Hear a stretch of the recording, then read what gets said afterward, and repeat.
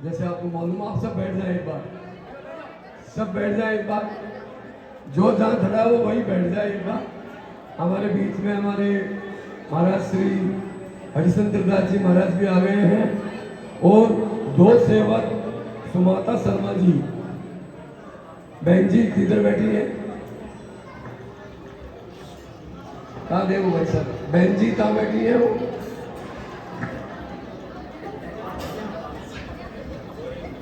आइए आगे आइए। गौ माता के बारे में बहन जी हमें थोड़ा सा बताएंगी। अभी आपको पर्चा भी बटेगा, अप्रैल में बड़ा आयोजन होने जा रहा है गौ माता के मामले में, गौ रक्षा के मामले में।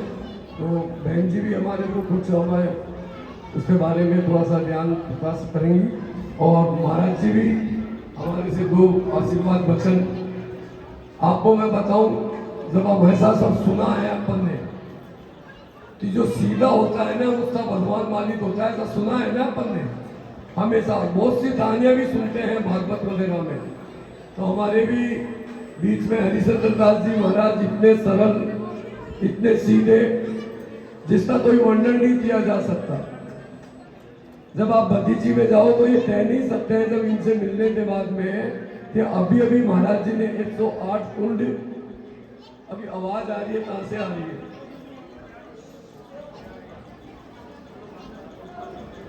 और भैया मोबाइल बंद कर दो यार। आपको मालूम है आवाज बिल्कुल पसंद नहीं है। तो आप बगीचे में आज भी अगर महाराज जी से मिले जाते तो लग नहीं सकता है कि हिंदुस्तान से 3 जगत गुरु और बड़े बड़े संत और महंत, जिनकी असंख्य संख्या है, जिनकी संख्या ही नहीं है मुझे तो कितने आए हैं महाराज जी पे, इतनी कृपा सब ठाकुर जी की। और इतना आनंद से इतना अपूर्व यज्ञ हुआ जिसका वर्णन नहीं किया जा सकता।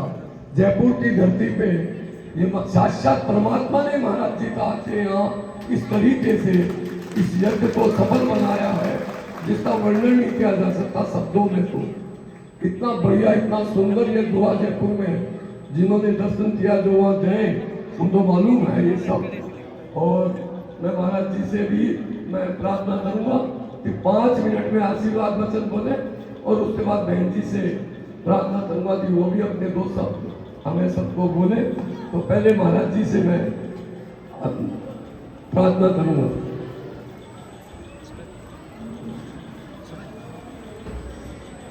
रामं रामानुजं सीतां भरतं भरतानुजं सुग्रीवं वायुपुत्रं च प्रणमामि पुनः पुनः।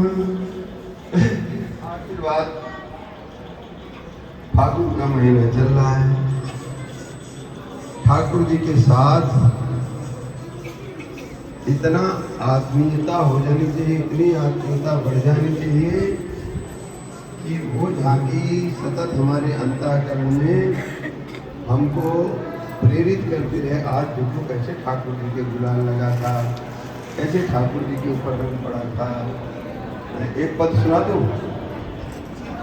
श्याम मुख रंग की बूंद भरी, श्याम मुख रंग की बूंद भरी, श्याम मुख रंग की बूंद भरी, रंग की बूंद भरी, रंग की बूंद भरी, श्याम मुख रंग की बूंद भरी, ओ श्याम मुख रंग की बूंद भरी,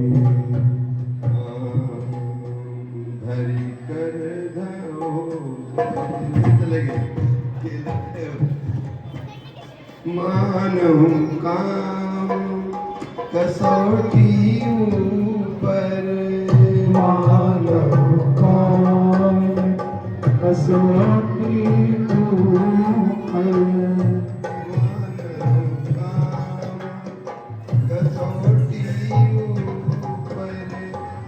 कंचन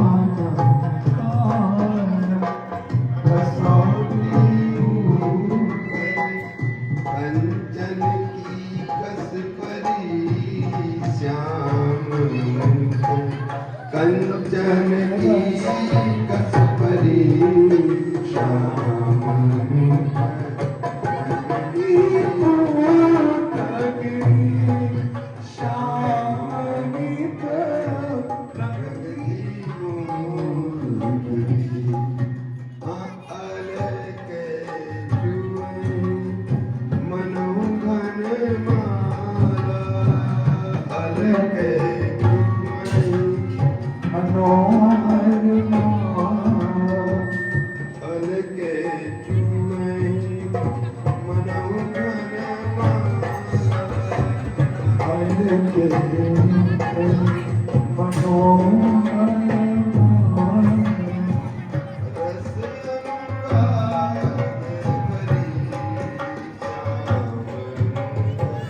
रस अनुराग भरी श्यामनित रंगती फूल भरी श्यामनित कृपा निवास अलिगन किया अलिगन सखिया कृपा निवास अलिगन किया कृपा अलिगन सखिया सखिया नहीं कृपा निवास अलिगन किया कृपा निवास अलिगन सखिया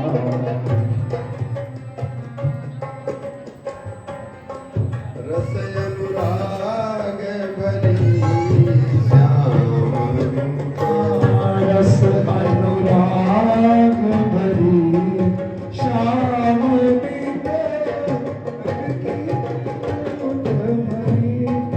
श्याम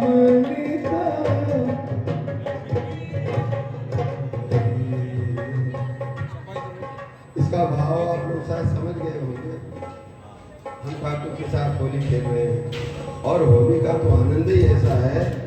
संतों के जीवन में जो रसिक संत हैं नित्य होली खेलते हैं, नित्य फाग नित्य झूला, नित्य भगवान के साथ कोहबर में ये सारी लीलाएं करते हैं। और मैं तो समझता हूँ हमारे पूज्य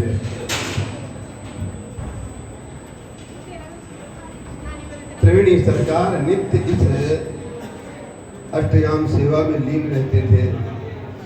हम लोगों को लगता था महाराज जी को नींद आ गई, परंतु वो उस भाव में निमग्न रहते थे और उनकी स्मृति जब उनकी आंखों को देखते थे तो वो उन्मुनी मुद्रा में सदैव अष्टयाम में लीन रहते थे।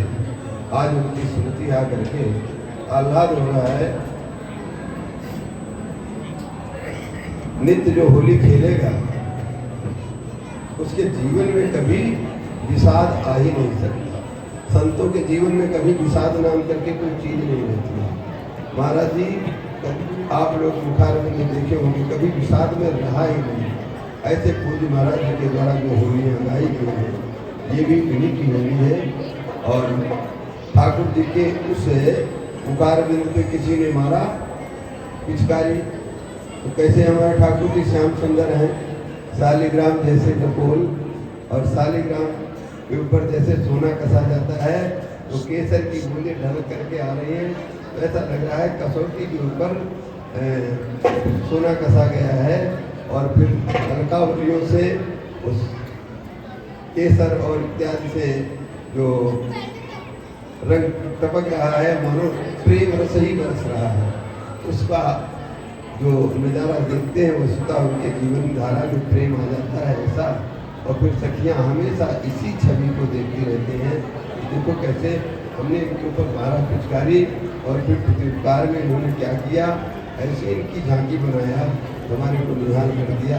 इसलिए वास्तव में जीवन का सार भगवान के साथ होली खेलना, भगवान को झूला झुलाना, भगवान को जिमाना, ये सब करते हुए भी सनातन का भी चिंतन करना क्योंकि ये सब सनातन है तो ही है। सत्य प्रकाश जी, सनातन जब तक जीवित रहेगा तब तक ये आनंद होता रहेगा, परंतु आज हमारी पीढ़ी इस बात को भूल गई है और इस बात को भूल करके हम तो हमारे दो के चक्कर में अपने पैरों पे कुल्हाड़ी मार रहे हैं। ये बहुत ही घातक है। हमारी चाहे माता बहनें हो में, चाहे भाई हो में, कई बार जो है माता बहनों के द्वारा गलती की जाती है, कई बार श्रीमान जी भी गलती करते नहीं, भाई 2 बेटियां हो गई, बस 2 बेटे हो गए, तो श्रीमान जी के द्वारा भी गलती हो रही है। आपके पहले अभी कोई बहुत दूरी, इसके पहले वाली पीढ़ी में देखिए 4-4, 5-5 भाई और बहनें, क्या वो भूखे मर रहे हैं? आप भूखे मर जाओगे। जो चोट दी चुका भी देगा। इसलिए अगर हम इसी प्रकार से रहे, अभी आपको इतनी विडम्बना की बात है, हिंदू देखता है, सुनता है, परंतु मनन नहीं करता है। मनन न करने का परिणाम हम अपने पैरों पर कुल्हाड़ी मार रहे हैं। कम से कम भाई 2 नहीं, 3, 4, 5 नहीं तो 2, 3 तो होनी चाहिए, 4 तो होनी ही चाहिए संतानें। नहीं तो देखो कैसे हंस रही है।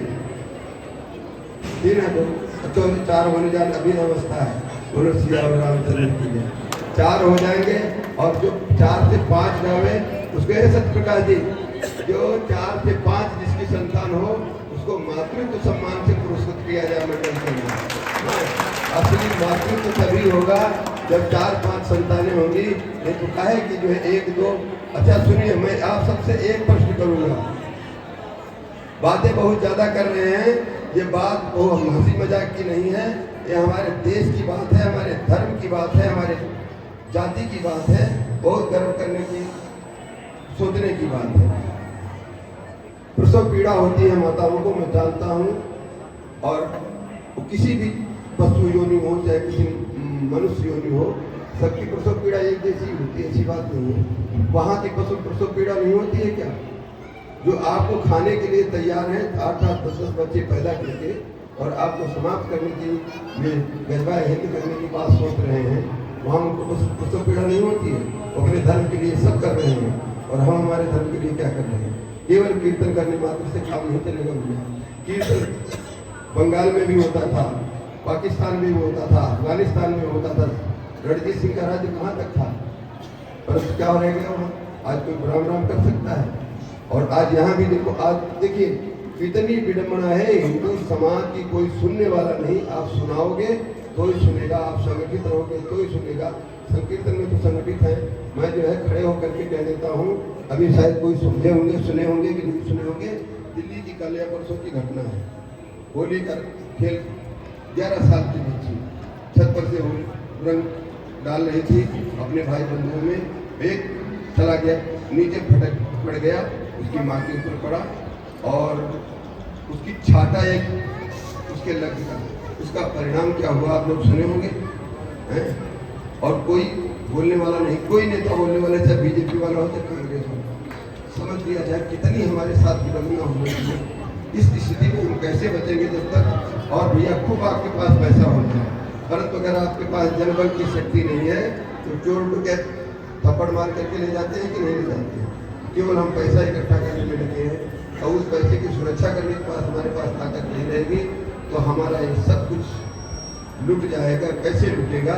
जिस प्रकार से पाकिस्तान में लोग, वहाँ भी इतने करोड़पति थे, अरबपति थे, वो कैसे कैसे नंगे पैर भग करके आए। इतिहास पढ़ोगे थे, जूते में 2-4 सिक्के छुपा करके लाए, वो भी उनके छुपा करके नहीं ला सके। ये स्थिति रही। और आज जो है फिर हम उसी मस्ती में हो गए। वही हमारे बीच में रहे जिन्होंने देश का बंटवारा कराया था और लगभग करीब 97% वोट दे करके कोई 2-4-5 रह गए। परंतु हमारे वो प्रथम श्रेणी में अधिकारी बने, मंत्री बने, वो भी देश के द्रोही थे। उन्होंने 2-4%, 5% के लिए कहा भाई यहाँ भी कुछ लोग रहना चाहते हैं, सब नहीं चाहते देश का बंटवारा। उनको रख लिया गया और रखने का परिणाम आज क्या है, भोग रहे हैं कि नहीं? मैं किसी भी हिंदू भाई से, चाहे कोई पार्टी वाला हो, रामगंज में सस्ते मकान दिला दूंगा, क्यों रहेगा? क्यों नहीं रहेगा? क्या आप में कमी है? आप में ताकत कम है क्या? पैसे कम है क्या? अरे तो आप नहीं रह सकते हो। इसलिए भाई अब से चेत जाओ। हमारी दूसरी पीढ़ी ने जो गलती कर लिया, अब हमको वो गलती नहीं करना चाहिए। हमारी आप सबसे करबद्ध प्रार्थना है, हम रो करके क्या हम आप सनातन नहीं बचेगा ना, आप बचेंगे ना। बड़ी गहन सोचने की बात है। संघ वाले भी कुछ कहते हैं, वो भी कहते हैं हमको हिंदू जाग गया, ये जग गया, ये जग गया। देखो दिल्ली में क्या हो रहा है, जग गया, कौन गया उनके पास? और हरिजन और ये वो जो बातें करते हैं वो तो बेचारा उसी का SC/ST का ही था। तो इन सब बातों के साथ अपनी तरफ झांको, अपने धरातल को देखो, अपनी संस्कृति को देखो। संस्कृति को बचाने के लिए हमारे पूर्वजों ने क्या क्या किया था, आज क्या हम उसी रास्ते पे चल रहे हैं? इसलिए अब इन शब्दों को कहकर अपनी वाणी को ये हमारा आशीर्वाद समझना, चाहे हमारी गाली समझना। परंतु हम गाली दूंगा ऐसे तो मैं माफी नहीं मांगूंगा, हम पहले बराबर कहता रहा। बोले सीता रामचंद्र भगवान की